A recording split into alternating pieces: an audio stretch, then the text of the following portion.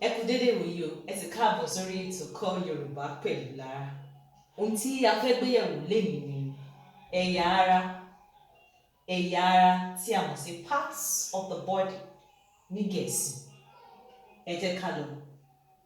Irun, hair, irun, hair, orí, head, orí, head, ojú, eyes, imú, nose, eyín, teeth, èjìká, shoulders, ọmú, breast, ikùn, stomach, èèkàn ọwọ́, fingers, gìgísẹ̀, eléyìí tó yọ gẹ̀gẹ̀ díẹ̀ báyìí lẹ́yìn ẹsẹ̀ wa nísàlẹ̀, gìgísẹ̀, cow, etí, ears, ẹnu, mouth, ọrùn, neck, àyà, chest,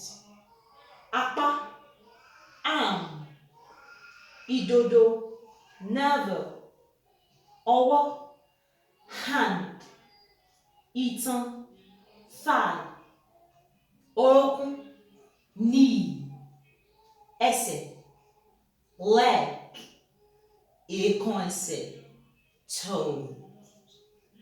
Mo lérò pé ẹ ti gbádùn ohun tí mo mú wá fún yín lórí ètò lẹ́yìn. Mo mọ̀ dájú pé ẹ ti gbádùn ohun tí mo mú wá lórí ètò lẹ́yìn.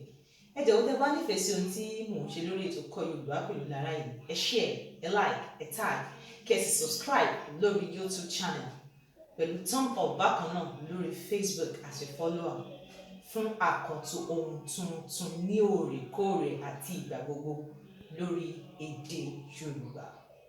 Kó tó bá tún di ìgbà náà tí a ó tún pàdé lórí fọ́nrán mìíràn, títí di ìgbà náà, ire o, ó dàbọ̀.